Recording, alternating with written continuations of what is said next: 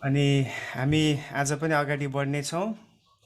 विशेष गरी हामीले हेर्दै थियौँ है मण्डली इतिहासमा दोस्रोदेखि पाँचौँ शताब्दीमा मण्डली कसरी संसारमा विश्वव्यापी रूपमा परिचित भयो अनि मण्डलीले कसरी मानिसहरूलाई आफ्नो प्रभाव पार्न सफल भयो भन्ने कुराहरू हामी हेर्दै थियौँ।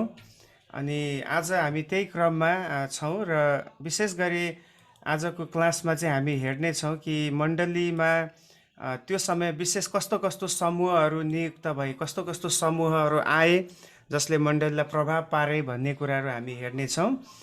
यो सायद गएको हप्ताको झलकहरू हो, तपाईँले देख्न सक्नुहुन्छ। यसलाई एकचोटि फेरि हामीलाई याद हुनको लागि यसलाई म यो स्लाइडहरूलाई बास एकचोटि देखाउँदै मात्रै छु, व्याख्या गर्दिनँ म। हामीले गएको हप्तामा हेरेको थियौँ यिनीहरू है। यसरी मण्डलीहरू विभिन्न ठाउँमा फैलियो, परमेश्वरको काम बढ्दै गयो। सम्राट कन्स्टेन्टाइन ख्रिस्टियन भइसकेपछिको अवस्थाहरू हामीले हेऱ्यौँ। कति उसले मण्डलीहरूमा सुविधा, सुख, शान्तिहरू ल्यायो भन्ने कुराहरू हामीले देख्यौँ है। अनि यतिसम्म हामीले सायद गएको हप्तामा हेरेका थियौँ। आज हामीले हेर्ने चाहिँ विशेष गरी यो समयमा जुन मण्डली परिचित भएको समयमा हामीले देख्यौँ सम्राटहरूले निकै सुविधाहरू दिन थालेपछि अनि जुन प्रकारको आत्मिकता थियो त्योमा अलिकति रुकावट आयो, अलिकति गिरावट आउन थाल्यो। अनि त्यो गिरावट हुन थाल्ने बित्तिकै के भयो भन्दाखेरि अब चाहिँ त्यहाँनिर चर्चभित्र पनि धेरै छाडापनका कुराहरू अनि धेरै आत्मिक रूपमा ह्रास भएको कुराहरू देखिसकेपछि त्यहाँ चाहिँ कतिजना सन्तहरूले, नाम चलेका पास्टरहरू जो बिसपहरू हुनुहुन्थ्यो उनीहरूले चाहिँ अब सन्यास धारण गर्न थाले। सन्यास धारण भनेको अब छुट्टै वस्त्र लगाउने अनि समाजदेखि, कामहरूदेखि, सबै कुरादेखि अलग भएर एक किसिमले प्रभुलाई मात्रै ध्यान गरेर जिउने समूहहरू निक्लिन थाले, जसलाई अङ्ग्रेजीमा मोनास्टिसिजम भनिन्छ, एसेटिसिजम पनि भनिन्छ। यो मोनास्टिसिजम चाहिँ विशेष गरी त्यो समयमा सुरु भयो क्रिस्चियनिटीभित्रमा। अनि त्यसकै प्रभाव हामी देख्छौँ एउटा प्रख्यात व्यक्ति भारतमा होइन, साधु सुन्दर सिंह।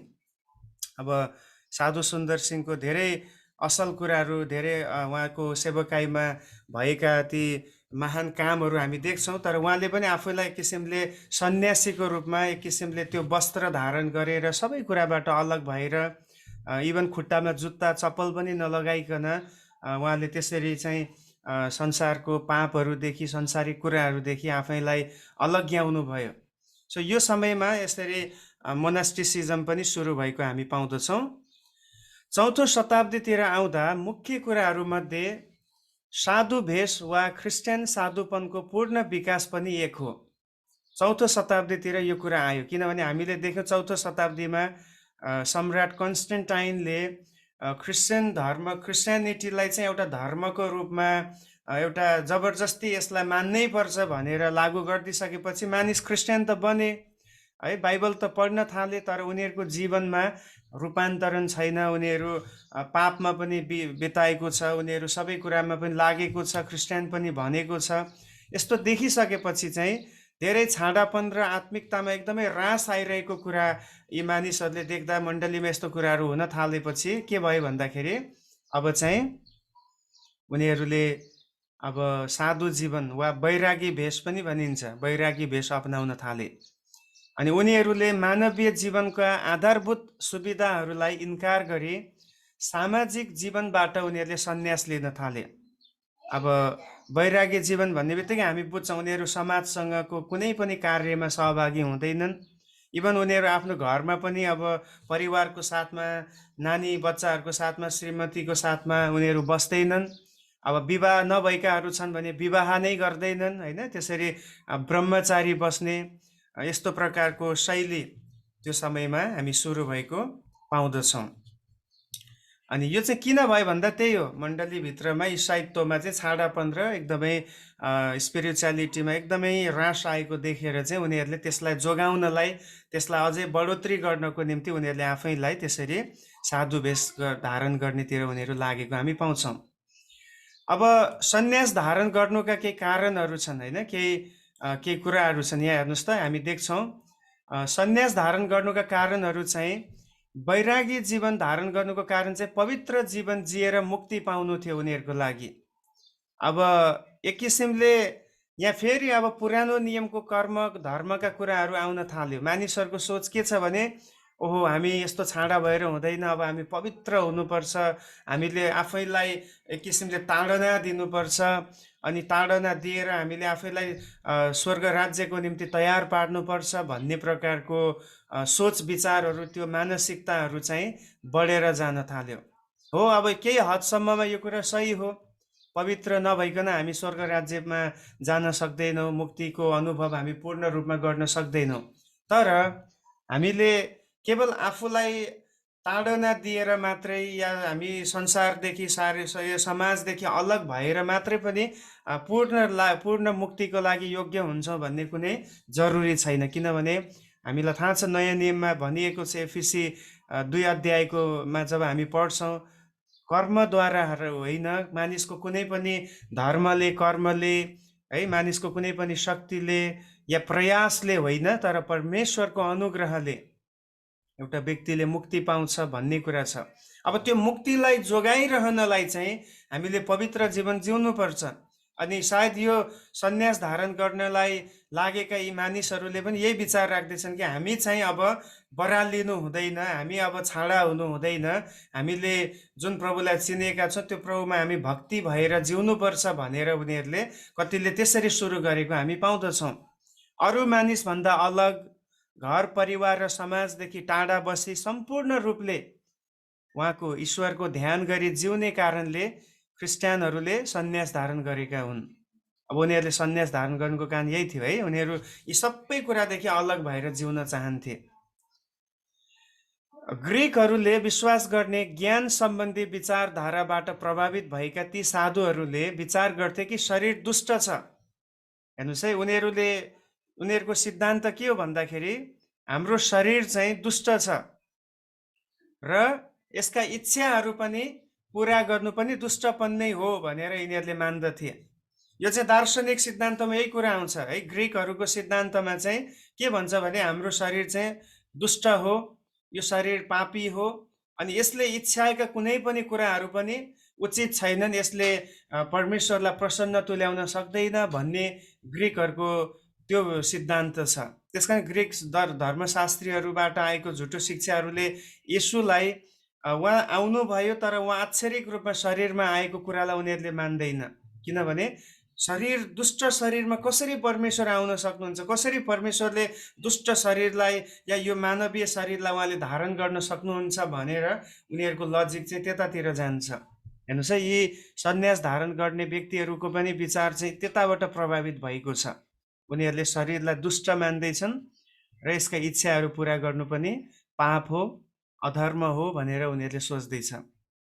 त्यसैले पवित्र र सिद्ध हुन शरीरका सुख सुविधाबाट अलग रहनुपर्छ भनेर तिनीहरू विचार गर्दथे। अब मैले यहाँ जे भएको छ त्यो कुरालाई व्याख्या गर्दैछु, के सही के गलत भनेर मैले यहाँ भनेको छैन। तर हामीले बाइबललाई जब पढ्छौँ, हो, पापमा भएको बेलामा, अधर्ममा जब हामी थियौँ, हामीले परमेश्वरलाई इन्कार गरेर मूर्तिमा हामी विश्वास गरेर जिउँदाखेरि हाम्रो शरीर अपवित्र थियो। तर आज प्रभुको रगतले हामीलाई शुद्ध तुल्याएको छ, प्रभुको रगतले हाम्रो पापहरू क्षमा दिएको छ। र त्यति मात्र होइन, हामीभित्र स्वयं परमेश्वरको आत्मा वास गर्नुहुन्छ। त्यसकारण अब हाम्रो शरीरलाई हामीले हाम्रो शरीरलाई दुष्ट सम्झिने अनि हाम्रो सबै इच्छाहरू खराब भनेर सोच्नु गलत हो, होइन? त्यो समयमा यो विचारधारा अगाडि बढ्यो, तर आजको समयमा हामीले त्यसरी सोच्नु कि अब म समाजदेखि नै अलग हुन्छु, परिवारदेखि नै अलग हुन्छु, कामै गर्दिनँ, म चाहिँ ध्यान गरेर मात्रै बस्छु भन्ने सोच चाहिँ त्यति बाइबलीय सोच र पूर्ण सोच होइन है। किनभने यो सोचले चाहिँ मानिसहरूलाई झन् धेरै उनीहरूलाई धर्म कर्म गरेर आफू पवित्र बनेको कुरातिर उनीहरूलाई एउटा घमण्डतिर लिएर जाने गर्दछ। तर त्यो बेलामा यस्तो कुरा विकास भयो, यसमा धेरै महिला र पुरुषहरूले ब्रह्मचारी बनाई, आफैलाई ब्रह्मचारी बनाई सबै थोक बेचेर गरिबहरूलाई दान दिने र त्यसपछि भक्ति गर्ने जीवन उनीहरूले सुरु गर्न थाले। पहिलो उनीहरूले विवाह गर्दैनन्, नगरेकाहरूले। यदि गरिसकेको छ भने पनि अब तिनीहरूलाई छोडेर उनीहरू अब भक्तिको लागि भक्तिको भेष धारण गरेर उनीहरू अलग्गिन्थे। र अर्को कुरा चाहिँ उनीहरूले सबै आफूसँग भएको कुराहरूलाई दान दिने गर्थे। अब उनीहरूले यो कन्सेप्ट कहाँबाट पाए? यसुले एक ठाउँमा भन्नुभयो, यदि तिमी सिद्ध हुन चाहन्छौ भने तिमीले आफूसँग भएको सबै थोक बेचेर गरिबलाई देऊ, त्यसपछि मेरो पछि लाग भन्नुभयो यसुले। होइन, अब त्यो पदलाई अब यो सन्यास धारण गर्नेहरूले हरेक क्षेत्रमा एकदमै त्यसलाई आक्षरिक रूपमा व्याख्या गरेर है आफूसँग भएको सबै बेचेर साँच्चै नै उनीहरू चाहिँ अब ब्रह्मचारी भएर उनीहरू चाहिँ एउटा भक्तिको भेष धारण गरेर सन्यासी जीवनमा उनीहरू उत्रिए। अब यसुले त्यो कुरा एउटा धनी व्यक्ति जो धनलाई सबैभन्दा पहिलो स्थानमा राखेर जिएको थियो त्यो व्यक्तिलाई प्रभुले भन्दै हुनुहुन्छ, तिमीले आफ्नो जीवनमा सबैभन्दा पहिलो स्थानमा धनलाई राखेका छौ, जो तिम्रो लागि स्वर्ग राज्यमा आउनको लागि बाधा हो, तिम्रो सिद्ध जीवन पाउनको लागि बाधा हो। त्यसमा तिमीले त्यसलाई तल नराखेसम्म या त्यसलाई तिमीले नहटाएसम्म तिमी स्वर्ग राज्यको निम्ति या मेरो चेला बन्न सक्दैनौ भनेर त्यो व्यक्तिको पर्टिकुलर त्यसको स्वभावलाई त्यसको विचारलाई बुझेर प्रभुले भन्नुभएको थियो। तर यहाँ चाहिँ सबै अब यसमा लाग्नेहरूले सबै थोकलाई नै दान गरेर उनीहरू लागेको हामी पाउँदछौँ। त्यसमा बाइबलको कतिवटा पदहरूलाई हामीले व्याख्या गर्दाखेरि अक्षरश यही हो यस्तै लेखेको छ भन्यो भने समस्या पनि हुने गर्छ होइन। त्यस कारण त्यसले कुन परिवेशमा प्रभुले त्यो कुरा बोल्दै हुनुहुन्छ त्यो चाहिँ अत्यन्तै जरुरी छ, किन परिवेश बिना कुनै पनि वचन आएको छैन अथवा कन्टेक्स्ट होइन। जुन कुनै पनि कुराको पछाडि एउटा कन्टेक्स्ट छ, अनि त्यो सन्दर्भलाई हामीले बुझ्न सक्यो भने मात्रै हामीले बाइबललाई सही रीतिले व्याख्या गर्न सक्छौँ। अब हरेक पदलाई यही हो यस्तै लेखेको छ मात्र भन्यो भने चाहिँ के हुन्छ, त्योबाट गलत सिद्धान्तहरू आउँछ। अब अहिले यहाँनिर गलत सिद्धान्त आइसक्यो होइन। यदि सिद्ध हुनु छ भने के गर्नु पर्यो? सबै कुरा बेचेर गरिबलाई दिनु पर्यो, अनि बिहा पनि गर्नु भएन।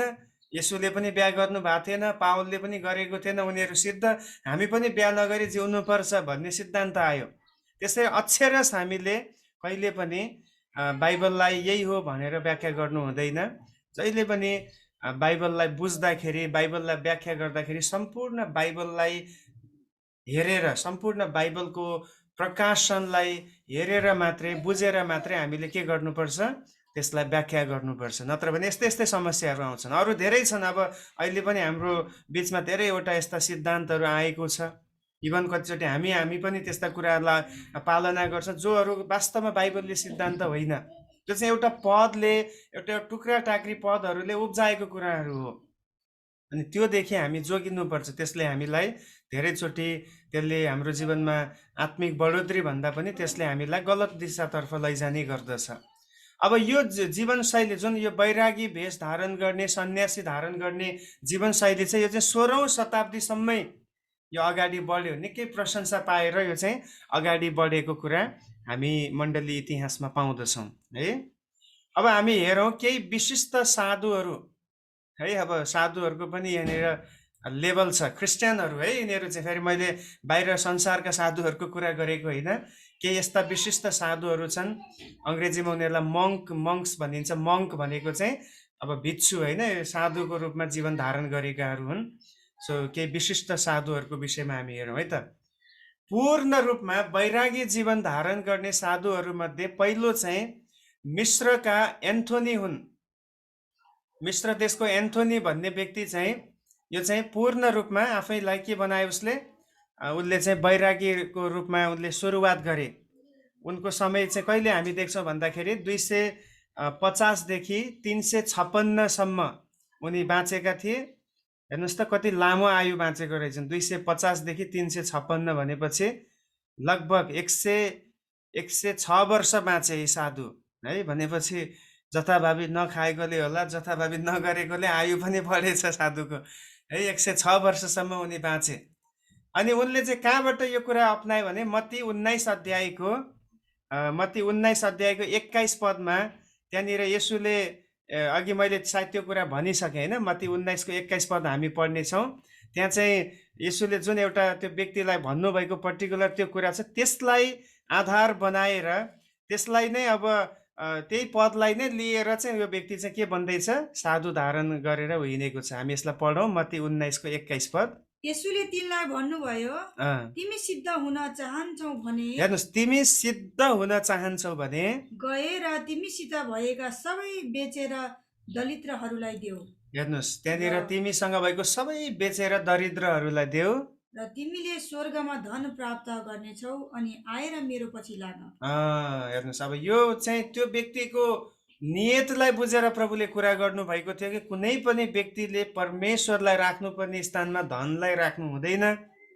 तर अब यहाँ चाहिँ मानिसहरूले त्यही नै पछ्याउन थाले। यदि पवित्र हुनु छ भने यो सबै बेच्नुपर्छ, अलग हुनुपर्छ। यसरी चाहिँ पहिलो साधु भेष धारण गर्ने सुरुवात गर्ने व्यक्ति चाहिँ मिश्र देशका एन्थोनी थिए। ऊ क्रिस्चियन थिए है, उनले त्यसरी गरे।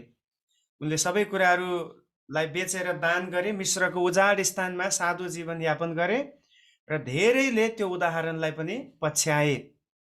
अब एडी 320 मा आउँदाखेरि अर्को एउटा व्यक्ति थिए, पकोमियस भन्ने। पकोमियस भन्ने नामक साधुले चाहिँ अरू साधुहरूका लागि केही नियमहरू बनाए। जस्तै अब के नियम उनले बनाए भने सबै साधुहरू चाहिँ अब त्यहाँ साधुको दलहरू बढ्न थाल्यो। सबैजना होइन, अब त हामी पवित्र हुनुपर्छ, ईश्वरको नजिकमा बस्नुपर्छ, संसारदेखि अलग हुनुपर्छ। रोमी 12 को 1 र 2 पद, होइन, संसार जस्तै नबन भनेको पदहरूलाई उनीहरूले यसरी व्याख्या गर्न थाले। सबै साधु बन्न थाले धेरैजना, अनि सबै छरपष्ट हुन थाले। तर पकोमेसले के बनायो भने अब साधु भेष धारण गरेकाहरू जति सबै एकै ठाउँमा बस्ने, एकै समयमा खाने, आराधना गर्ने तरिका, प्रार्थना गर्ने इत्यादि कुराहरूको एउटा नियम उनले बनाए। कसरी प्रार्थना गर्नुपर्छ, कसरी उनीहरूले आराधनामा समय बिताउने, कसरी प्रभुको आवाज सुन्ने, ध्यान गर्ने, होइन, उनीहरूको खानपिनको शैली कस्तो हुनुपर्छ, उनीहरूको पहिरन कस्तो हुनुपर्छ भन्ने कुराको नीति नियमहरू चाहिँ यो पकोमियस भन्ने साधुले बनाएको हामी पाउँदछौँ। र साधुहरूमा सबैभन्दा कठोर जीवन सन्त साइमन स्टाइलिसले बिताए रे। सन्त साइमन स्टाइलिसले चाहिँ अब उनको समय चाहिँ एडी 386 देखि 460 सम्म थियो। उनले कैयौँ महिनासम्म आफ्नो, सरी यहाँ घन्टी भएछ, घाँटी होला यो, माफ गर्नुहोस्, टाइप गर्दाखेरि घाँटी भन्दा मुनिको भाग चाहिँ माटो मुनि डुबाएर हेर्नुहोस् है, उनको बारेमा यस्तो बताउँछ इतिहासले, कति महिनासम्मै, अब कति समयसम्म नै उनले यति यो घाँटी भन्दा मुनिको भाग चाहिँ के गर्दैछन् भन्दाखेरि उनले यहाँदेखि तलको भाग चाहिँ माटो मुनि डुबाएर राखे। त्यसरी पनि उनले आफ्नो शरीरलाई यातना दिए। किन? शरीर दुष्ट छ, यसलाई प्रेम गर्नु हुँदैन। यो शरीरलाई जति हामीले ताड्न दियो, जति यसलाई कष्ट दियो, त्यति हामी सिद्ध बन्छौँ, त्यति ईश्वरले हामीलाई ग्रहण गर्नुहुन्छ। र 30 वर्षसम्म खम्बाको टुप्पामा बसेर उनले ध्यान गरी शरीरलाई ताडना दिए। हेर्नुहोस् त, एउटा खम्बाको टुप्पामा बसेर हो चाहिँ 30 वर्षसम्म। अब खाना सायद कसैले त्यहीँ पुर्याइदिन्थ्यो कि पानीहरू त्यहीँ दिन्थ्यो होला है। कस्तो जीवन उनले बिताउँदैछन्। 30 वर्षसम्म एउटा खम्बामा उनले, त्यसको टुप्पामा बसेर उनले ध्यान गरे। अर्को एउटा सन्त अम्माउन भन्नेले चाहिँ झन् साधु भेषमा आएपछि कहिल्यै नुहाएनन् उनले। न त लगाएको लुगा नै धोए, जीवनभरि नै जुन लुगा थियो त्यही लुगामा बसे, नुहाउने, दाढी काट्ने, कपाल काट्ने केही पनि गरेनन्। जस्तो थियो त्यस्तैमा उनी अगाडि बढे। अब यी साधुहरूको बारेमा क्रिस्चियन मण्डली इतिहासमा हामी पाउँछौँ।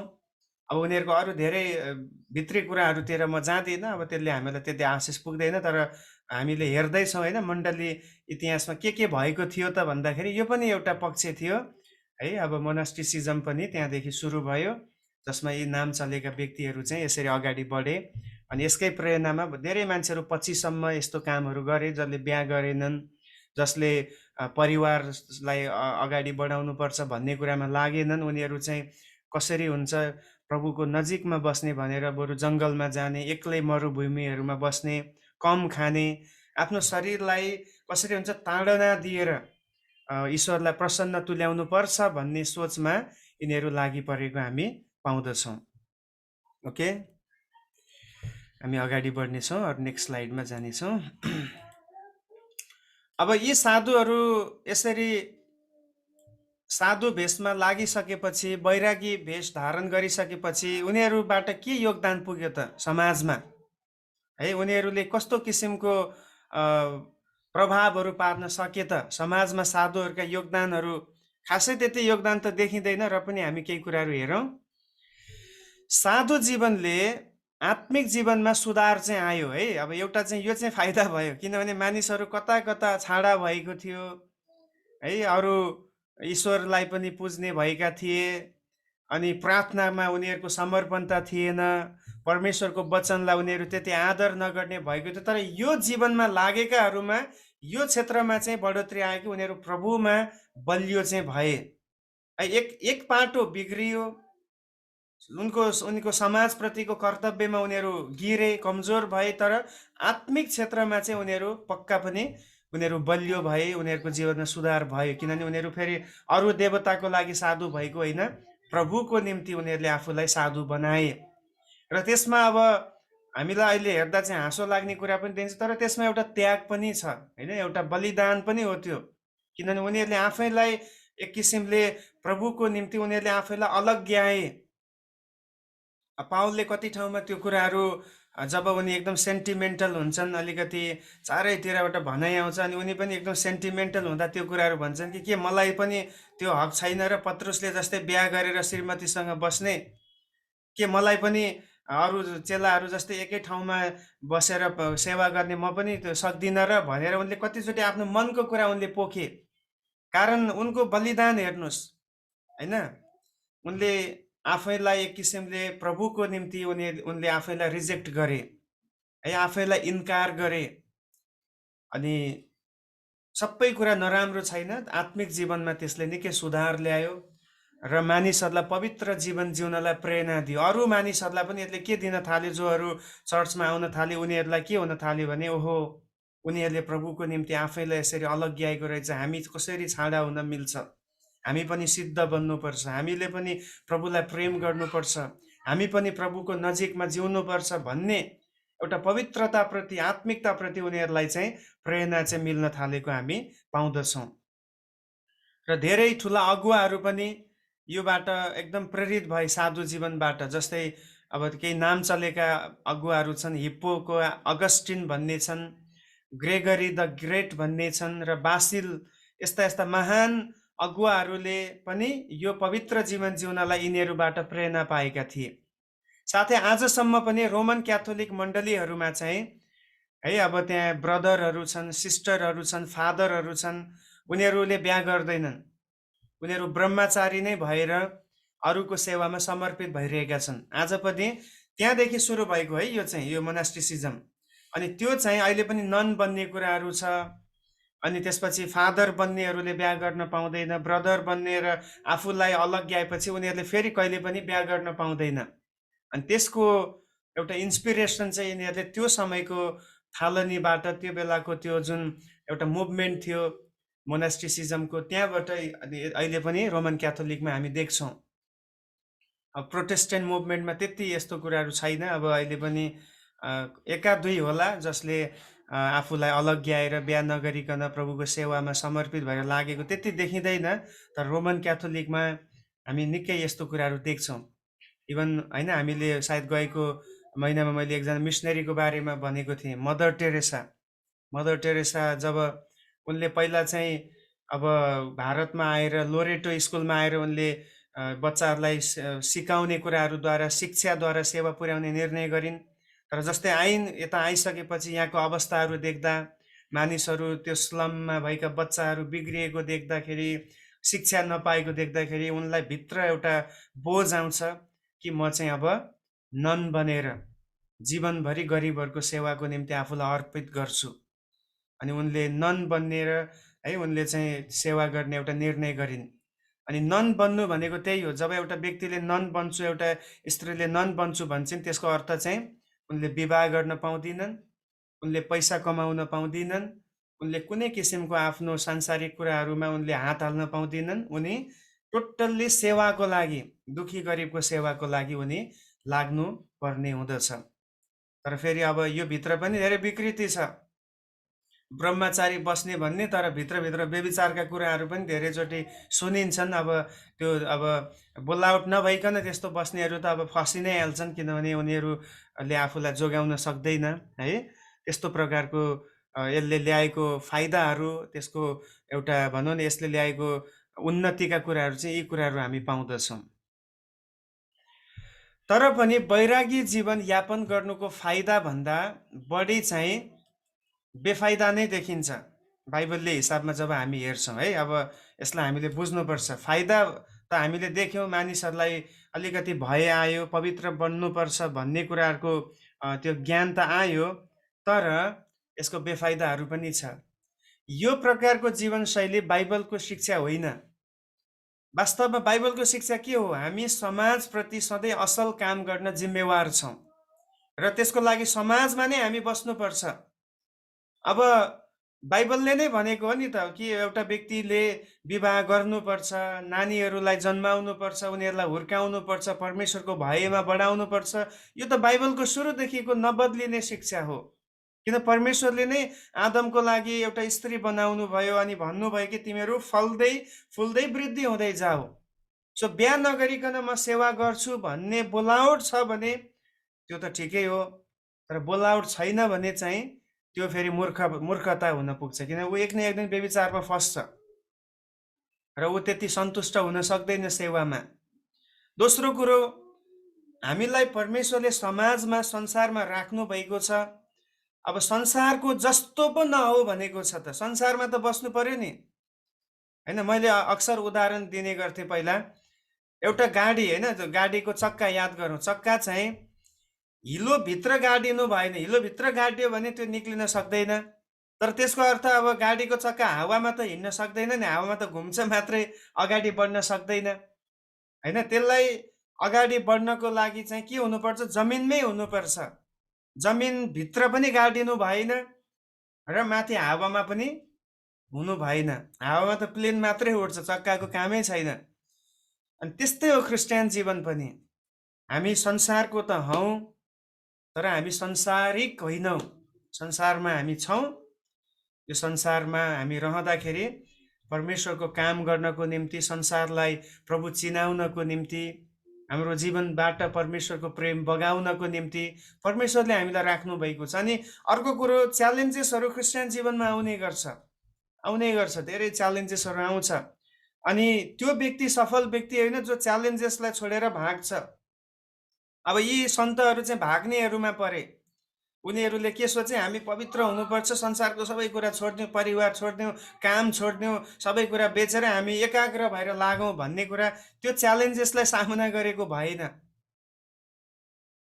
प्रभुले हामीलाई चुनौतीहरूलाई सामना गर्न राख्नु भएको, समस्याहरूलाई सामना गर्न राख्नु भएको हो, भाग्नको निम्ति, त्यो कुरालाई देखेर लुक्नको निम्ति होइन। हामी भाग्ने भनेको चाहिँ एउटै कुरादेखि हो, अधर्म र पापदेखि, गलत कुरादेखि। बाँकी हरेक कुरालाई हामीले सामना गर्नुपर्छ। हामी प्र्याक्टिकल हुनुपर्छ है, एकदमै व्यवहारिक भएर यो समाजमा हामीले हाम्रो छाप, अथवा हाम्रो भन्दा पनि प्रभुको छापलाई हामीले छोड्न हामी अगाडि बढ्नै पर्दछ।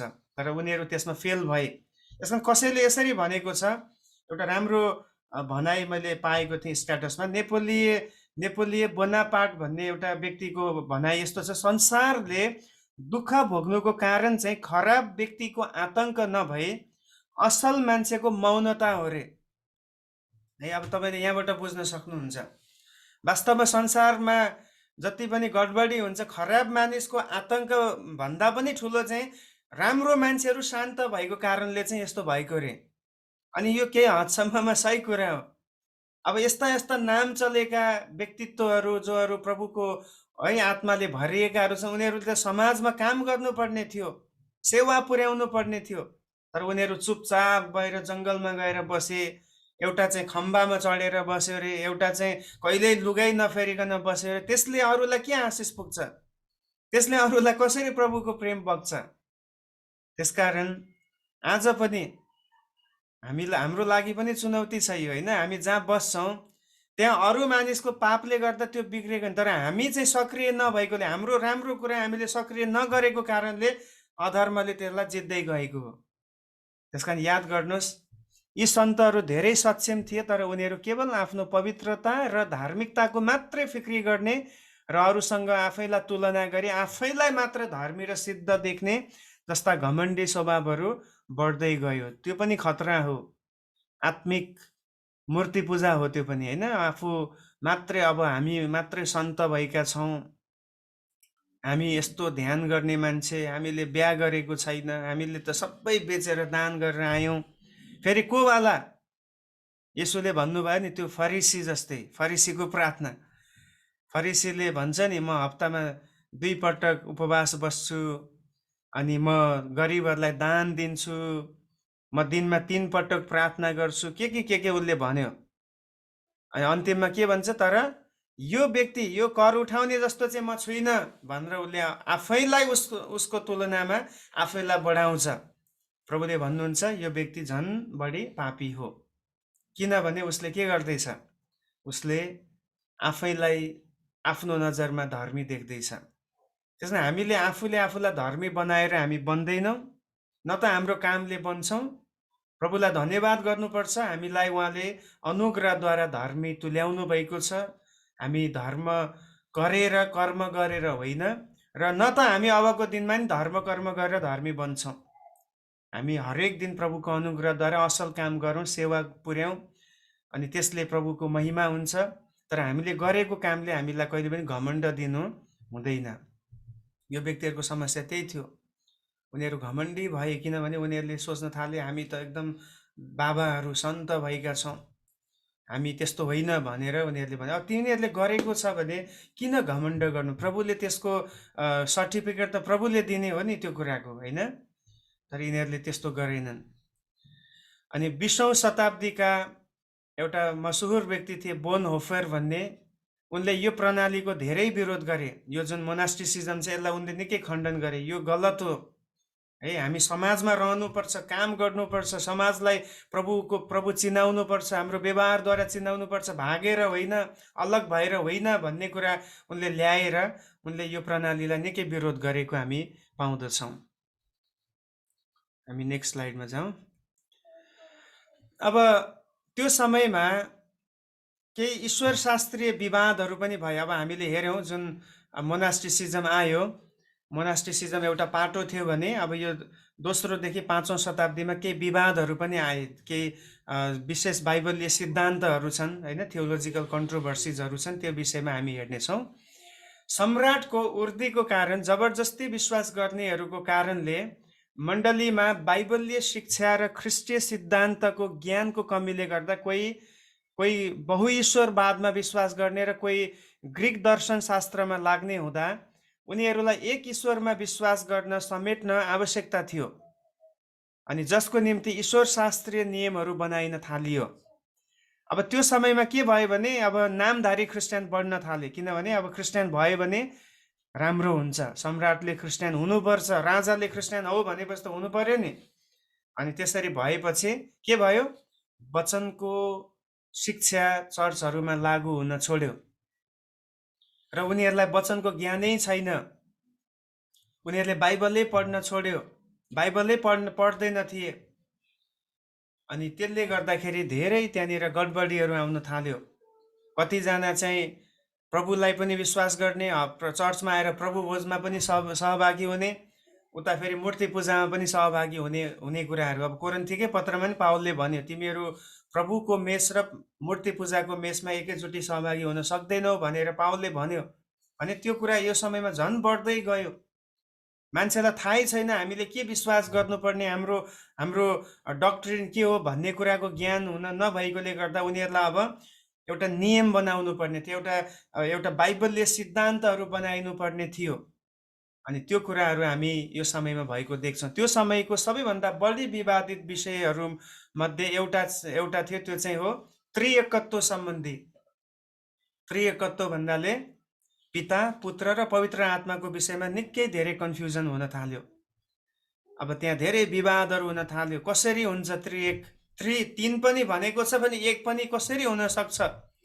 है, एकदमै दिमाग खलबल्याउने कुराहरू हो यो कुराहरू। अब भर्खर चर्च आएकाहरू, बाइबलै नपढेकाहरूले यो कसरी बुझ्ने त्रिएक? अनि त्यो विषयमा निकै विवाद थियो। र अर्को चाहिँ त्यसमा विशेष गरी के थियो भन्दाखेरि येशू ख्रिस्ट चाहिँ एकै पटकमा कसरी उहाँ 100% मानिस र कसरी 100% उहाँ ईश्वर हुन सम्भव छ त? दुईटामा एउटा हुन सक्छ। उहाँ संसारमा आउँदा त मानिस मात्रै हो, किन कसरी उहाँ परमेश्वर हुनुभयो? या त उहाँ परमेश्वर मात्रै हो, या मानिस होइन, या त मानिस हो भने परमेश्वर होइन भन्ने प्रकारको विवादहरू हुन थाले। र पवित्र आत्मा पितासँग एक हुनुहुन्न, उहाँ केवल एउटा शक्ति मात्रै हुनुहुन्छ भन्न थालियो। हेर्नुहोस् है, यस्तो यस्तो विवादहरू हुन थाल्यो। पहिलो चाहिँ त्रिएक सम्बन्धी कुरा हुन थाल्यो। पिता र पुत्र एक समान हुनुहुन्न। कति ठाउँमा पुत्रले यस्तो यस्तो प्रार्थना पनि गर्नुभयो, पिता तपाईँको इच्छा पुरा होस्। तपाईँले मलाई सृष्टि गर्नुभएको दिन, हितोपदेश 8 अध्यायमा आउँदा त त्यही पनि लेखिन्छ। पुत्रले यसरी त्यहाँनिर भनेको छ, तपाईँले मलाई सृष्टि गरेको दिन स्वर्ग रमाएको थियो। अब त्यो कुन हिसाबमा त्यो कुरा आयो भन्ने कुरा मान्छेले बुझ्दैन, तर त्यसलाई लिएर के भन्छ, येशू पनि सृष्टि गरिएको प्राणी। फेरि येशू सृष्टि गरिएको हो भने त उहाँ परमेश्वर हुन सक्नु भएन। होइन, यस्तो यस्तो विवादित विषयहरूले मण्डलीलाई के गर्न थाल्यो? कमजोर पार्न थाल्यो। मानिसहरूको विश्वास डगमगिन थाल्यो र यी विषयहरूमा अब यहाँनिर छलफल हुनुपर्ने, डिस्कस हुनुपर्ने आवश्यकता आएको हामी पाउँदछौँ। अनि यो विषयमा कसरी अब यसलाई एउटा निष्कर्षमा ल्याइयो त? 4औं शताब्दीको सुरुतिर एरियस नामक पुरोहितले, पुरोहित भन्नाले एउटा प्रेस्बिटियर है, एउटा बिसपै भनौँ उहाँलाई पनि, उनले परमेश्वर पिता र पुत्र समान होइन भने अनन्तीय पिता चाहिँ अनन्तीय हुनुहुन्छ तर पुत्र चाहिँ सृष्टि गरिनु भएको हो भनेर तार्किक रूपमा उनी खडा भए र धेरैलाई आफ्नो शिक्षामा उनले ल्याउन थाले। हेर्नुहोस् है, एउटा पुरोहित जस्तो मान्छे, एउटा बिशप जस्तो मान्छेले के कुरा सिकाउन थाल्यो भने पिता र पुत्र बराबर होइन। पिता चाहिँ अनन्तीय हुनुहुन्छ, सुरुवात बिनाको र अन्त नभएको, तर पुत्रको चाहिँ सुरुवात छ। उहाँ चाहिँ स्वर्गदूत मध्ये कुनै एउटा स्वर्गदूत मध्ये एउटा विशेष स्वर्गदूत, एउटा विशेष सृष्टि गरिएको हो भनेर यसरी उनले व्याख्या गरे। अनि त्यसको लागि पनि एउटा दुईटा पदहरूमा हामी पाउँछौँ होइन। अब त्यहाँ अघि मैले भने हितोपदेशमा 8 अध्यायमा। तर त्यही हो, कहिले पनि बाइबललाई व्याख्या गर्दा एउटा पदको आधारमा व्याख्या गर्यो भने चाहिँ के हुन्छ? झुटो शिक्षा त्यही बन्छ। झुटो शिक्षा बनाउने भनेको संसारको मान्छेले होइन। झुटो शिक्षा बनाउने चाहिँ चर्चभित्रकै मान्छेले हो। अनि त्यो पनि बाइबल बुझेको मान्छेले, बाइबल पढ्ने मान्छेले। नपढ्ने मान्छेले त के बनाउँछ? उसलाई के थाहा? जे भन्यो त्यो सुनेर बस्छ, आमेन आमेन भन्छ, त्यति हो। तर बाइबल पढ्ने मान्छे, बाइबललाई प्रचार गर्ने मान्छेले नै यदि बाइबललाई ठिकसँग पढ्न जानेन भने, त्यसको तरिका बुझेन भने चाहिँ त्योबाट झुटो शिक्षा आउन थाल्दछ। अनि यो एरियसले यसरी चाहिँ धेरै मान्छेहरूलाई बहकायो, चर्चहरूलाई उसले भाँड्यो कि हामीले पुत्रलाई विश्वास गरेर काम छैन, पितालाई मान्नुपर्छ। अनि अहिले पनि त्यो एउटा समूह छ, यहोवा विटनेस भन्छ, यहोवाका साक्षीहरू भन्नेले के भन्छ भने पिता मात्रै मुख्य परमेश्वर हो, पुत्र चाहिँ सृष्टि गरिएको हुनुहुन्छ, पवित्र आत्मा परमेश्वर नै होइन, उहाँ चाहिँ एउटा शक्ति मात्रै हो, चाहिँदाखेरि हामीलाई बल दिनुहुन्छ, शक्ति दिनुहुन्छ, त्यति मात्रै हो भनेर यहोवा विटनेसले त्यसरी अहिले पनि व्याख्या गर्दैछ। अब यस्तो यस्तो भएको बेलामा यस्ता शिक्षाहरूले मण्डलीहरूलाई नै खलबल्याउला भनेर 19 जुनदेखि 25 अगस्त 325 एडीसम्म सम्राट कन्स्टेन्टाइनले नाइसियामा एउटा ठुलो सभा राखे। यस्ता मुद्दाहरूलाई निचोडमा पुर्याउन उनले खोजे र त्यहाँ धेरै चर्चका मुख्य चर्चका बिशपहरूलाई, पास्टरहरूलाई त्यहाँ बोलाइयो। त्यसपछि यस्तो यस्तो कुरा चर्चमा आएको छ जसले चर्चलाई कमजोर पार्दैछ। अब यो विषयमा छलफल हुनुपर्छ, यो विषयमा डिस्कसन हुनुपर्छ र एउटा निचोड निक्लिनुपर्छ भनेर कन्स्टेन्टाइनले के गरे? एउटा सभा बोलाए, एउटा परिषद भयो, मिटिङ भयो। त्यसलाई चाहिँ त्यो सभालाई चाहिँ इतिहासमा, मण्डली इतिहासमा नाइसियाको परिषद भनिन्छ। यो चाहिँ पहिलो परिषद है, पहिलो एउटा सभा यहाँ बसेको छ अब सिद्धान्तहरूलाई ठिक गर्नको निम्ति। त्यसै गरी क्रमशः 362मा अलेक्जेन्ड्रिया भन्ने ठाउँमा, 370मा लाउडिकियामा, 381मा कन्स्टान्टिनोपोलमा र 451 चाहिँ च्याल्सेडनमा यस किसिमका परिषदहरू हुँदै छलफलद्वारा समाधान गर्ने प्रयास भइरहे। तर आजसम्म पनि यी विषयहरू विवादास्पद नै बनिराखेका छन् है। अहिले पनि धेरै यो अब त्रिएक सम्बन्धी विषय त विवादास्पद नै छ। हामी विश्वास गर्छौँ परमेश्वर एक हुनुहुन्छ, तर त्यो एउटा परमेश्वर तीनवटा व्यक्तिमा प्रकट हुनुभएको छ। तर धेरैवटा सिद्धान्तहरूले छ तिनीहरूले मान्दैन। आज पनि यहोवा विटनेस यिनीहरूले मान्दैन। ओन्ली जिजस भन्ने छ। फेरि ओन्ली जिजसले चाहिँ के भन्छ भने येशू मात्रै पिता होइन, पवित्र आत्मा पनि होइन। हेर्नुहोस् है, यस्तो यस्तो अहिले पनि यो विवादास्पद छ। अब त्यो अरू धेरैवटा विवादास्पद विषयहरू छन् बाइबलको जो अहिले पनि चल्दै आएको छ। अब त्यसमध्ये एउटा अर्को पनि विषय हुन्छ स्त्रीलाई मण्डलीको पास्टर बन्न दिने कि नदिने भन्ने। त्योदेखि अहिलेसम्म पनि विवादास्पद विषय हो। कतिले भन्छ दिँदैमा के हुन्छ, पुरुष र स्त्री दुवै समान हो भन्छ। कतिले भन्छ होइन, परमेश्वरले त आदमलाई पहिला बनाउनु भएको। पावलले पनि भनेको छ स्त्रीहरूले पास्टरसिप अध्यक्षताको काम गर्नुहुन्न। यो विषयहरू अहिले पनि नटुङ्गिएका विषयहरू हो। अहिले पनि यो चाहिँ चलि नै रहेको छ। तर त्यो विषयहरूले हामीलाई केही फरक पर्दैन, किनभने हामी चाहिँ अब हामीलाई त स्पष्ट भइसकेको छ। हामीले शिक्षा पाइसकेका छौँ। हामी एउटा ठिक सिद्धान्तमा हामी लागिसकेको कारणले गर्दाखेरि अब हाम्रो काम चाहिँ के भने हामीले पाएको कुरालाई जोगाइरहनुपर्छ है। जोगाएन भने चाहिँ फेरि अर्को एउटा खतरा के छ भने शैतानले के गर्छ, झुटो शिक्षाहरूले हाम्रो माइन्डलाई पनि कतिचोटि झुटो शिक्षाले भरेर अरू कुराहरूले प्रभावित पारेर हामीलाई पनि बहकाउने सम्भावना हुन सक्छ। त्यसकारण त बाइबलले भन्छ वचनमा जरा गाडिएका हौ ताकि तिमीहरूको घर रहिरहन सकोस्, तिमीहरूको विश्वास स्थिर हुन सकोस्।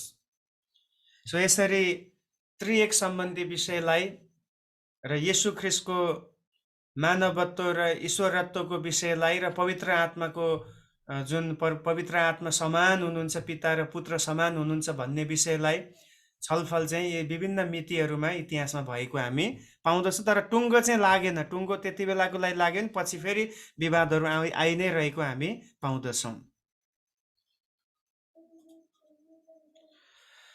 अब हामी हेरौँ त्यही दोस्रोदेखि 5औं शताब्दीमा चाहिँ मण्डलीमा धार्मिक चलन चल्तीहरूको पनि सुरुवात भएको हामी पाउँछौँ।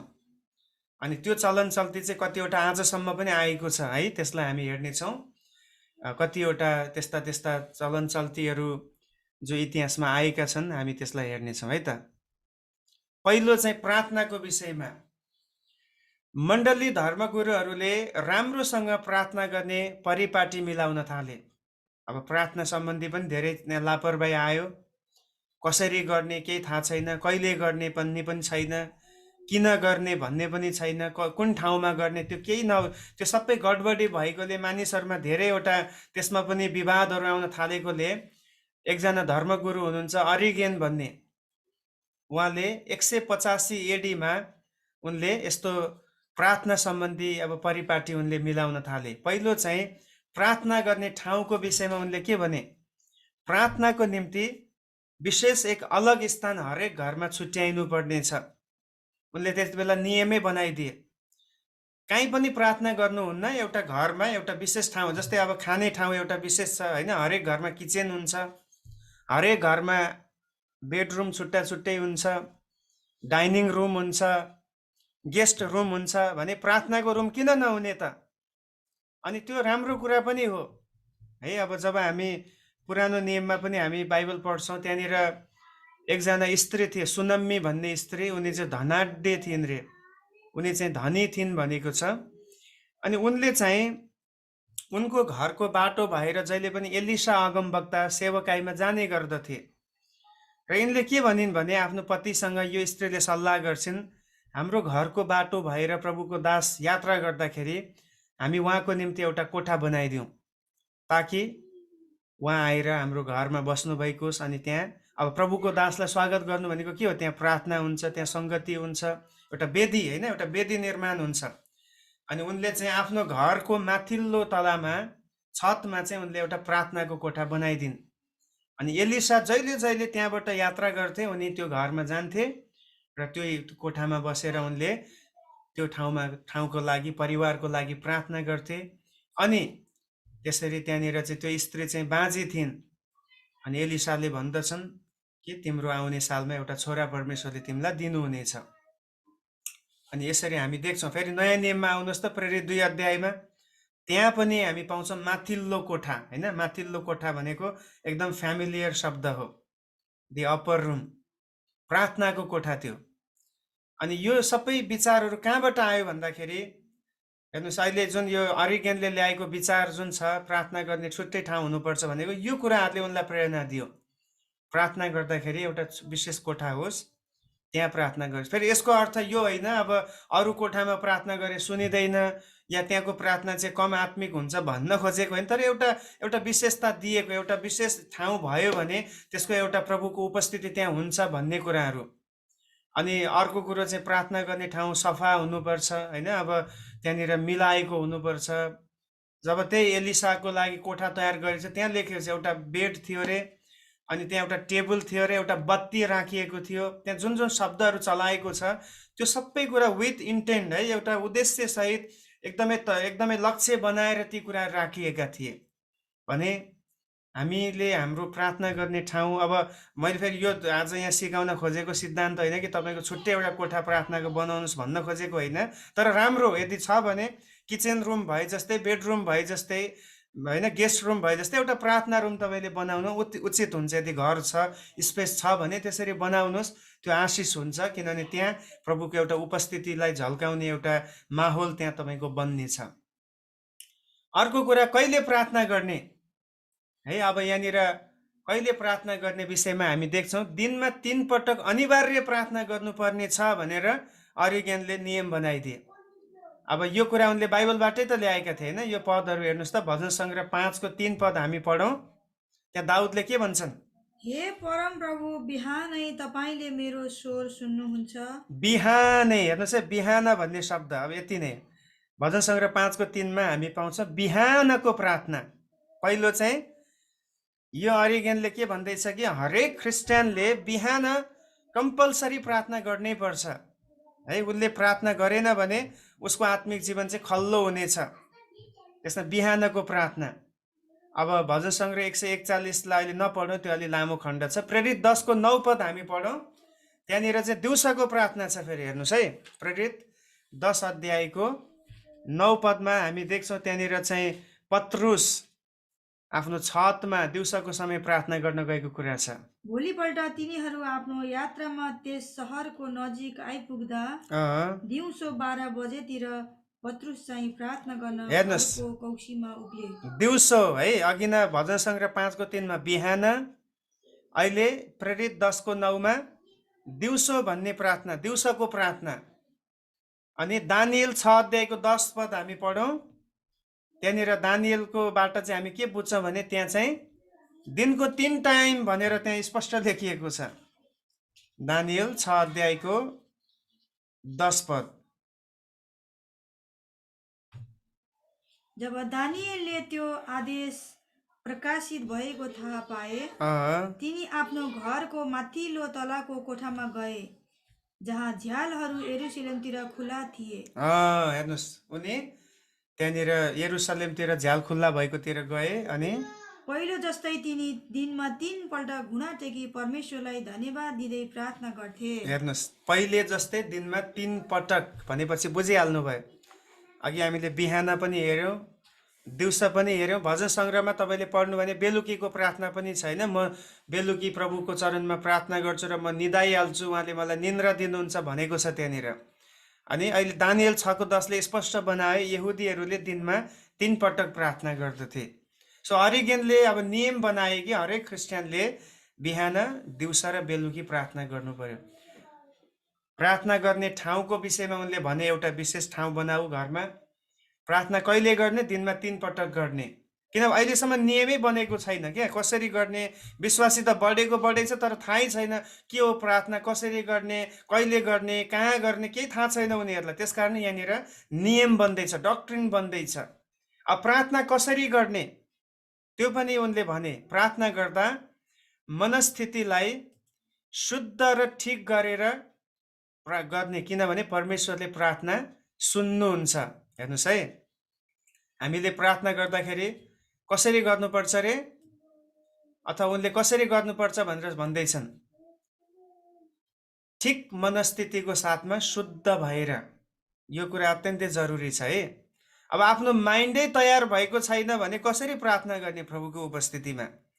त्यसमा यो होइन कि प्रभुमा आएर प्रभु भनेर माइन्ड चाहिँ प्रिपेयर छैन, मुखले मात्रै प्रभु भनेर कराएर के फाइदा छैन। माइन्डलाई पहिला ठिक गर्नु पर्यो, प्रभुको अधीनमा ल्याउनु पर्यो, शुद्ध बनाउनु पर्यो, त्यसपछि हामीले प्रार्थना गर्ने। अनि त्यो प्रार्थना परमेश्वरले सुन्नुहुन्छ। यशायाह 58 अध्यायको 8 पदलाई हामी पढ्नेछौँ। त्यहाँ परमेश्वरले के भन्नुहुन्छ हेर्नुहोस् त। यशायाह 58 अध्यायको 8 पदमा, तब तिमीहरूको ज्योति बिहान फुटेर निस्कनेछ, बिहान चाहिँ फुटेर निस्कनेछ, र तिमीहरू चाँडै निको हुनेछौ। तिमीहरू चाँडै निको हुनेछौ। तब तिमीहरूको धार्मिकता तिमीहरूका अघि अघि जानेछ, र परम प्रभुको महिमा चाहिँ पछिल्लोतिरको रक्षक हुनेछ। अब हेर्नुहोस् त, यहाँनिर वास्तवमा यो चाहिँ उपवास प्रार्थनाको कन्टेक्स्टमा यो कुरा आउँछ। कसरी उपवास बस्नुपर्छ भन्ने कुरा त्यहाँ सिकाइएको छ। तिमीहरूले लडाई झगडा, आफ्नो स्वार्थताका कुराहरूलाई छोडेर आफ्नो भोजन गरिबहरूसँग बाँडेर अनि तिमीहरूले उपवास र प्रार्थना गर्यौ भने म त्यो प्रार्थना सुन्छु भने के हो? एउटा तयारीको कुरा, एउटा शुद्ध मनस्थिति बनाउने कुरा त्यहाँ छ।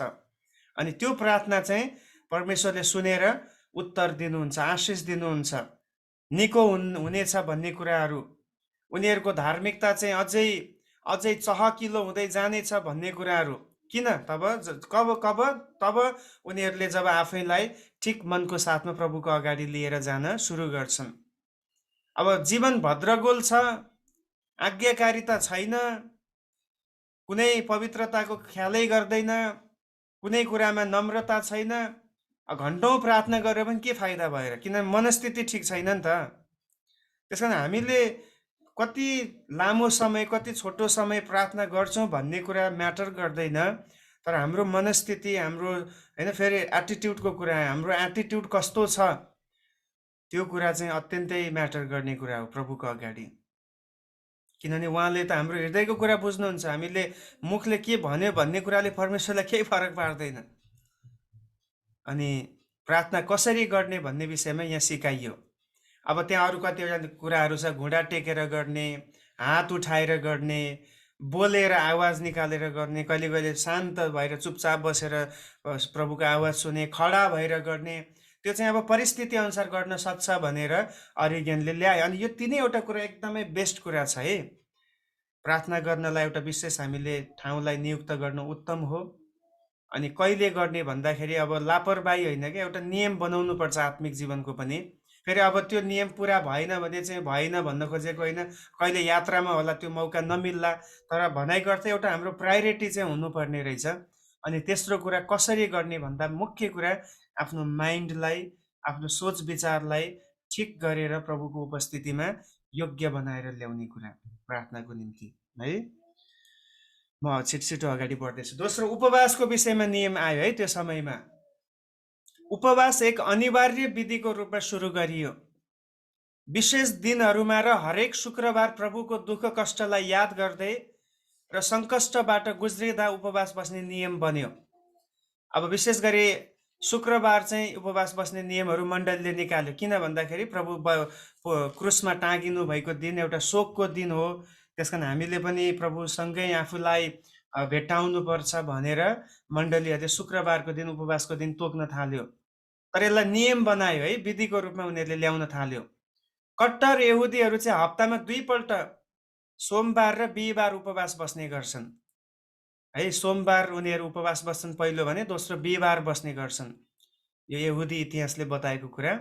अनि यो कुरा हामी कहाँ पाउँछ? लुका 18को 12। अब त्यहाँ बार चाहिँ लेखेको छैन, तर हप्तामा 2 पटक उपवास बस्छु भन्ने कुरा त त्यहाँ छ नि त, यहुदीको कुरा। हेर्नुहोस् त, लुका 18को 12 पदमा हामी पढौँ। म हप्तामा 2 पल्ट उपवास बस्छु। हेर्नुहोस्, यो एउटा यहुदीले, पक्का यहुदी, कट्टर यहुदी, फरिसीले भनेको कुरा, म हप्तामा 2 पटक उपवास बस्छु भनेको अर्थ ऊ चाहिँ हरेक सोमबार र बिहिबार उनी उपवास बस्ने रहेछन् भने। अब तर यहाँ चाहिँ अब मण्डलीहरूमा चाहिँ फेरि के हुन्छ भन्दाखेरि उनीहरूले चाहिँ अब हप्तामा 2 पटक 3 पटक भन्ने कुरै छैन। उनीहरू चाहिँ शुक्रबार चाहिँ नियमै हो, बस्नै पर्छ भनेर त्यो समयमा एउटा नियम तोकियो। अनि 250 एडीमा एडेसाको मण्डलीले यसुले जस्तै 40 दिन उपवास बस्न सुरु गरे।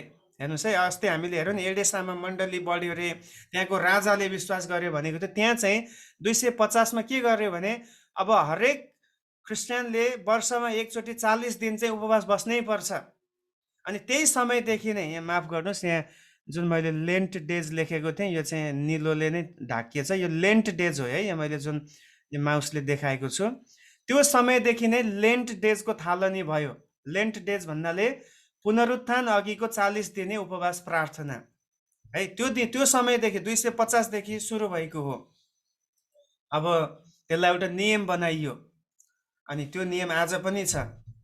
तर मैले सधैँ भन्ने गर्छु, हामीले नियमको रूपमा उपवास बसेर फाइदा छैन है। परमेश्वरले त्यो नियमबद्ध भएर ओहो अब म एकदम धार्मिक हुनुपर्छ त्यसमा म उपवास बस्नै पर्छ भनेर त्यसरी नियममा होइन, यो चाहिँ प्रभुसँग समय बिताउने एउटा अपर्च्युनिटीको रूपमा लिएर चाहिँ उपवास बसियो।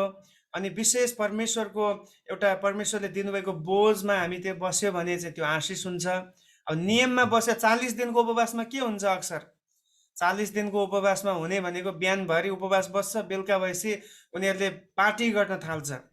अनि झन् यो उपवास सकिएपछि त अब त्यहाँ एकदमै बम्पर एकदम ठुलो पार्टी हुन्छ है, त्यहाँनिर भयभरको खानपिनका कुराहरू, रमाइलो गर्ने कुराहरू छ। त्यो होइन नि बाइबलले भनेको उपवास त। यसैया 58 अध्याय फेरि, जब तिमी उपवास बस्छौ आफूलाई दिन तुल्याऊ, भाङ्रा लगाऊ भनेको छ। भाङ्रा लगाउनु त अहिले जाने कुरा भएन। भनाइको अर्थ आफैलाई यति नम्र तुल्याउनु पर्ने कुराहरू त्यहाँ गरिएको छ।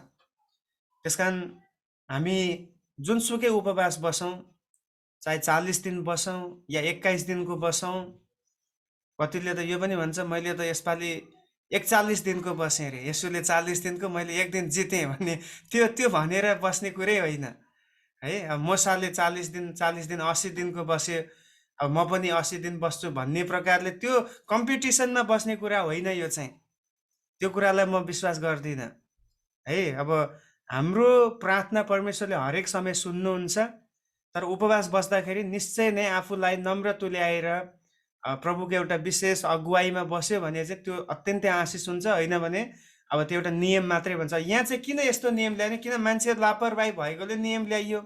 तर अब हामी चाहिँ त्यो नियमलाई मात्रै एउटा विधिको रूपमा मात्रै पालन गर्यो भने चाहिँ परमेश्वरलाई विधिले कहिले पनि हामीले विधिगत रूपमा अपनाएका कुराले परमेश्वरलाई प्रसन्न चाहिँ तुल्याउँदैन है, उहाँलाई महिमा दिन सक्दैन भन्ने कुरा हामी बुझ्दछौँ। अर्को चाहिँ चाडपर्वहरूको पनि नियम आएको छ है। चाडपर्वहरूका पनि नियमहरू यहाँ आएको छ। माफ हुन्छ, केही केयरमेट भएको रहेछ, फेरि एकचोटि म स्क्रिन सेयर गरिहाल्छु।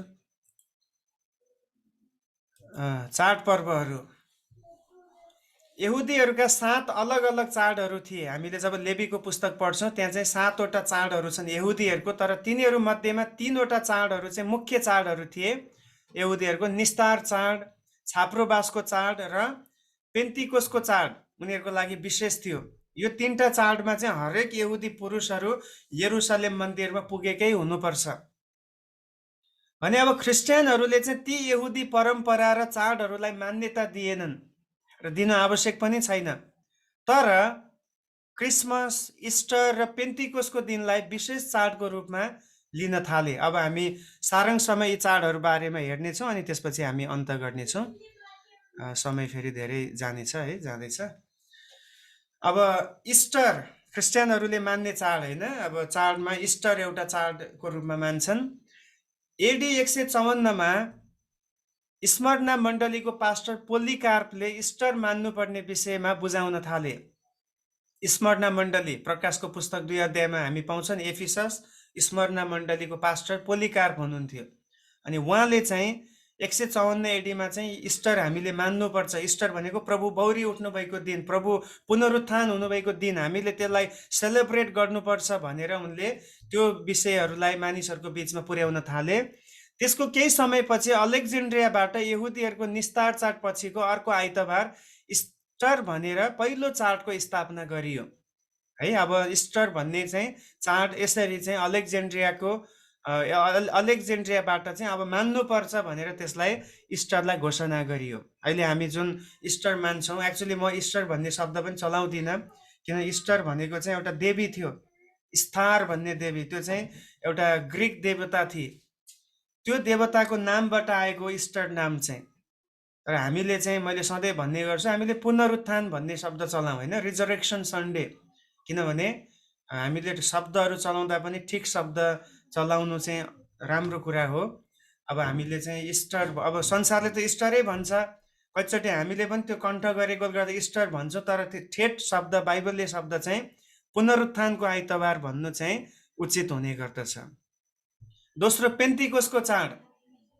पेन्तिकोस भनेको 50औं दिन भन्ने हुन्छ र यो चाहिँ यहुदी निस्तार चाड पछिको 50औं दिनमा हुन्थ्यो, जुन निस्तार चाड मनाइन्छ। अब निस्तार चाडमा येशू ख्रीष्ट मर्नुभयो, येशू ख्रीष्ट मर्नु भएको 50औं दिनमा मनाइने चाडलाई चाहिँ पेन्तिकोसको चाड भनिन्छ। तर मण्डलीले इस्टर पछिको 7औं आइतबारमा मनाउन सुरु गर्यो, किनभने त्यति बेला पवित्र आत्मा आउनु भएको थियो होइन।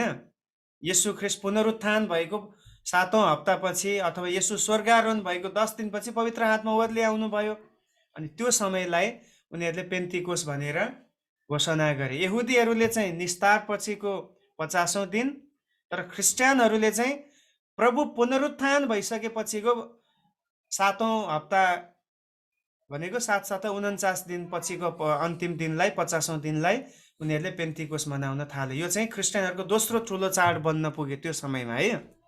तेस्रो, क्रिसमस। येशू ख्रीष्ट निश्चित कुन दिनमा जन्मनु भएको भन्ने थाहा नभए तापनि पहिलोपल्ट एडी 336 डिसेम्बर 25मा क्रिसमसलाई तेस्रो ठुलो चाडको रूपमा मनाइन सुरु गरियो। अब क्रिसमस कसरी आयो हामीले हेरौँ। 313 एडीमा कन्स्टेन्टाइन सम्राट भएपछि उसले हामीले अब 25 डिसेम्बर मान्नुपर्छ भन्यो, तर चाडको रूपमा उसले त्यहाँ आइसकेको थिएन। 336मा आउँदाखेरि चाहिँ अब डिसेम्बर 25मै हामीले मनाऊ भनेर पहिलो पटक चाड भनेर घोषणा भयो क्रिसमसलाई। अनि यो चाहिँ तेस्रो ठुलो चाडको रूपमा मनाइन सुरु गरियो। अनि सोही दिनमा चाहिँ यही 25 डिसेम्बरमा चाहिँ यहुदीहरूले अन्न भित्र्याउने एउटा चाडको रूपमा पनि उनीहरूले मनाउने गर्थे। उनीहरूले अन्न भित्र्याउने चाड भनेर त्यो दिनलाई तोकेका थिए यहुदीहरूले चाहिँ। अर्को एउटा चाहिँ एपिफनी भन्ने, अब यो हामीले मान्दैनौँ तर रोमन क्याथोलिकहरूले मान्ने कुरा छ। यो त्यो बेलामै आएको थियो है। यो पनि एपिफनी भनेको चाहिँ सम्राट कन्स्टेन्टाइन, जो सम्राट जसले क्रिस्चियनहरूलाई सहायता गरेको थियो, त्यो क्रिस्चियनको त्यो सम्राटको आमा थिइन् हेलेना। यिनले चाहिँ येशू जन्मनु भएको बेथलेहेमको नजिकै गुफा नजिकै एउटा मण्डली भवन उनले स्थापना गरिन्। जुन ठाउँमा येशू जन्मिनु भएको थियो त्यसको आसपासको नजिकै गएर त्यहाँनिर त्यो ठाउँमा चाहिँ उनले हेलेनाले चाहिँ एउटा मण्डली भवन बनाइन्।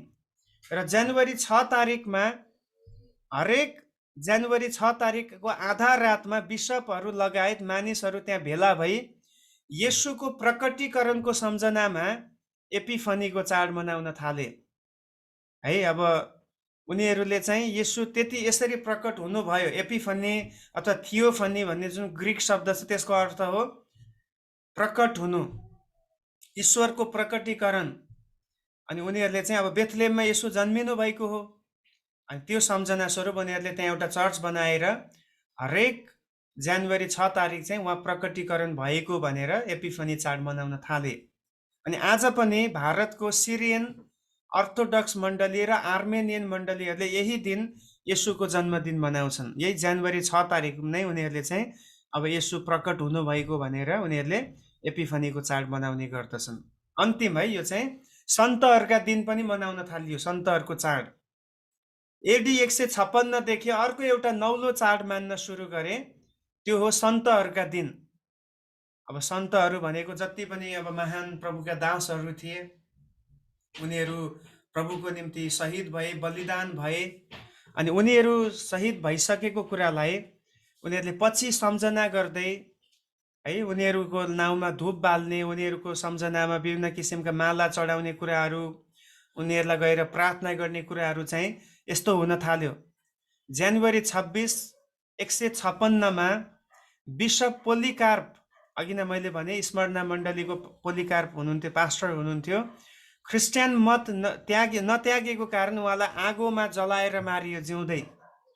अनि त्यो प्रभुको दास शहीद भइसकेपछि पछि गएर अरू मानिसहरूले के गरे, अरू क्रिस्चियनहरूले भने त्यो सन्तको पोलिकार्पको सम्झनामा चाहिँ अब सन्तलाई हामीले सम्झिनुपर्छ, याद गर्नुपर्छ भनेर त्यो चाड सुरु भयो। त्यहाँदेखि अरू जति पनि सन्तहरू प्रभुको निम्ति बलिदान भए, उनीहरूको सम्झनामा विशेष एउटा दिनमा त्यो सन्तहरूलाई याद गर्ने, उनीहरूको लागि, उनीहरूको सम्झनामा प्रार्थना गर्ने सभाहरू उनीहरूले राख्न थाले, जो कुरा गलत हो।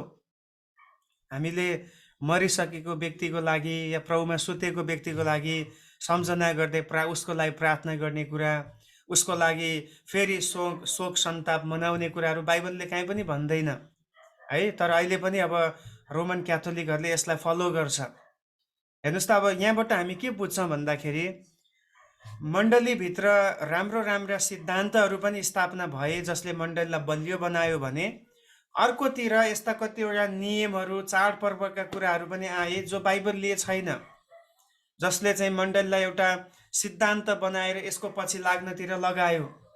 अनि त्यो कुरालाई कति आज पनि मान्छेहरूले विरोध गर्ने गर्छ हैन। रोमन क्याथोलिक चर्चमा गयो भने सन्तहरूको मूर्ति राखिएको छ, पत्रुसको सम्झनामा पत्रुसको मूर्ति छ, पावलको मूर्ति छ, अनि अरू चेलाहरूको मूर्ति छ, मरियम, माता मरियमको मूर्ति राखिएको छ। अब उनीहरूले यो कन्सेप्ट कहाँबाट पाए भन्दाखेरि यही सन्तहरूको दिन, जुन सन्तहरूलाई पनि सम्झना गर्ने दिन छ, त्योबाट उनीहरूले यस्ता यस्ता कुराहरूमा विकसित भएर आफ्नो मण्डलीहरूमा यी कुराहरूलाई उनीहरूले ल्याए। तर प्रोटेस्टेन्ट झुण्डहरूले यस्तो कुराहरूलाई मान्दैन। हामी सन्तहरूको दिन पनि मान्दैनौँ, हामी एपिफनको चाड पनि मनाउँदैनौँ, हामी क्रिसमसलाई पनि चाड, भव्य हाम्रो तिहार भनेर मान्ने कुरा बाइबलले भन्दैन है। हामीले जे पनि गर्छौँ, हामी चाहिँ एउटा सङ्गतिको रूपमा क्रिसमसलाई लिने गर्छौँ। सो यसरी यो 2रो देखि 5औं शताब्दीसम्म चाहिँ यस्ता यस्ता किसिमका असल कुराहरू पनि भएका थिए भने धेरैवटा विकृतिका कुराहरू, जो मण्डलीलाई कमजोर बनाउने कुराहरू पनि भएको हामी पाउँदछौँ। सो आज हामीलाई यहाँबाट के शिक्षा छ त? हामीले के चुनौती आजको सन्देशबाट पाउन सक्छौँ भन्दाखेरि, परमेश्वरले हामीलाई समाजमा रहनको निम्ति, संसारमा रहेर उहाँको प्रभाव छोड्नको निम्ति अनि उहाँको साक्षी बन्नको निम्ति हामीलाई चुन्नु भएको हो।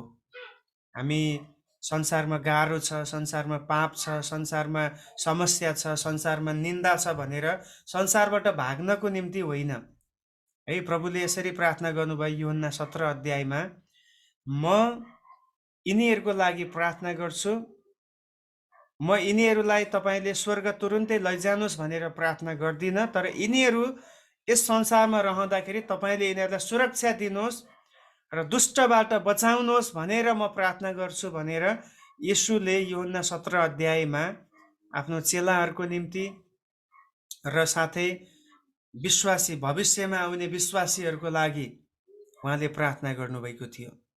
अनि उहाँको प्रार्थनाले यही हामीलाई साफ रूपमा भन्दैछ कि हामी चाहिँ संसारमा गवाही हुनको निम्ति बोलाइएकाहरू हौँ, मुक्तिको गवाह बन्नलाई हामी नियुक्त भएका छौँ। त्यस कारण हामी भागेर, लुकिएर, समाजदेखि बहिष्कृत भएर या टाढिएर जिउने चाहिँ आत्मिकता, त्यो आत्मिकता होइन हो। कसैलाई विशेष बोलावट होला कि उसलाई बिहा नगरिकन टोटल्ली सबै कुरा छोडेर एउटा सन्त जस्तै भएर सेवा गर्ने, तर सबैलाई त्यो बोलावट छैन। र बोलावट छैन भने त्यो कुरा गर्नु आशिषित पनि हुँदैन। अनि हामी चाहिँ आज प्रार्थना गरौँ कि प्रभु, तपाईँले मलाई जुन वरदान दिनुभएको छ, जुन बोलावट तपाईँले मलाई दिनुभएको छ, म त्यो बोलावटलाई कतिको यो समाजको निम्ति, संसारको निम्ति यस ठाउँमा रहेर पुरा गर्न सफल हुँदैछु। फेरि अघि भने जस्तै संसार बिग्रिएको चाहिँ आतंक मचाउने व्यक्तिहरूको कारणले होइन, तर राम्रो मान्छेहरूको साइलेन्सले गर्दा हो, उनीहरू चुपचाप बसेकोले गर्दा हो। अनि आज तपाईँ र म राम्रो हौँ, हामी त शिक्षा पाएका छौँ, हामीले सत्य जानेका छौँ, भने हामी चुप लागेर बस्यौँ भने त्यो अर्को पाप हो। त्यसैले हामी प्रभुसँग प्रार्थना गरौँ, प्रभु हामी यसै संसारमा रहँदाखेरि हामी आफूलाई जोगाएर पवित्र भएर तपाईँको प्रभाव संसारमा छोड्नलाई र समाजप्रतिको हाम्रो दायित्वलाई पुरा गर्नलाई हामीलाई सहायता गर्नुहोस् भनेर आउनुहोस् हामी केही समय हामी प्रार्थना गर्नेछौँ। हाम्रो आँखाहरू हामी एकछिन बन्द गरौँ र आज हामीले सिकेका यी शिक्षाहरूको लागि पनि प्रभुलाई धन्यवाद भनौँ। क्रिस्चियन मण्डली इतिहासमा धेरै असल असल कामहरू भएका छन्, धेरै राम्रो राम्रो उन्नतिका कुराहरू, मण्डलीलाई बलियो बनाउने कुराहरू भएका छन् भने त्यसको साथसाथै कतिवटा कुराहरू राम्रो स्टार्ट भयो तर पछि गएर त्यो विकृति भएको पनि हामी देख्दछौँ। अनि यस्ता विकृतिहरू आज पनि धेरैवटा कुराहरू यथावत नै भइरहेको छ। कतिचोटि हामी पनि परमेश्वरको वचनलाई सम्पूर्ण रीतिले नबुझ्दाखेरि एउटा एउटा टुक्रा टाक्रीलाई हामी सिद्धान्त बनाएर हामी जियो भने कतिचोटि यस्तै गलत कुराहरू त्यहाँबाट उब्जने गर्दछ। हामीले आफूलाई पनि निहालौँ, मेरो आत्मिक जीवनमा, मेरो क्रिस्चियन जीवनमा मैले कुनै त्यस्तो कुरालाई त मूर्ति बनाएको छुइनँ, मैले कुनै त्यस्तो कुरालाई त जोड दिएर यही हुनुपर्छ, यस्तै यस्तै भनेर म हिँडिरहेको छुइनँ। प्रिय, हामीले आफूलाई पनि निहाल्नुपर्छ। आज क्रिस्चियन मण्डलीभित्र पनि धेरै विकृतिहरू भित्रिएको छ, जो कुरा बाइबल सम्बद्ध होइन। बाइबलको कता कता छाया त्यसमा देखिन्छ होला, तर त्यो बाइबलीय सिद्धान्त होइन। हामी त्योदेखि जोगिनु पर्दछ, किनभने यदि त्यसलाई सिद्धान्त बनाइयो भने पछि गएर त्यो एउटा ट्रेडिसन बन्नेछ अनि आउने जेनेरेसनले त्यो कुरालाई फलो गर्छ, जो एउटा रीतिथिति मात्रै बन्न जानेछ। दोस्रो कुरा, यी सन्तहरू जसले आफूलाई प्रभु परमेश्वरको अगाडि पवित्र जिउनुपर्छ भनेर उनीहरूले सबै दायित्वहरूलाई उनीहरूले इन्कार गरे। आज तपाईँ र म आफ्नो दायित्वबाट भागी त रहेका छैनौँ। प्रिय, तपाईँलाई र मलाई परमेश्वरले हरेक क्षेत्रमा एउटा दायित्व दिनुभएको छ। यदि हामी परिवारमा छौँ, परिवारप्रति हाम्रो दायित्व छ। यदि हामी समाजमा छौँ, समाजप्रति हाम्रो दायित्व छ। यदि हामी मण्डलीमा छौँ, मण्डलीप्रति हाम्रो दायित्व छ। अनि त्यो दायित्वबाट भाग्नु सफलता होइन,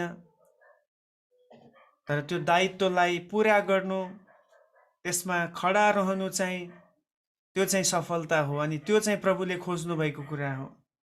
हामीले आफूलाई निहालौँ कि म कुनै कुरादेखि भाग्दै त छुइनँ, मलाई गाह्रो लागेको कुरादेखि म त्यसलाई पन्छाउँदै त छुइनँ। हामीले केही समय प्रार्थना गर्नेछौँ। यस लर्ड, धन्यवाद परमेश्वर।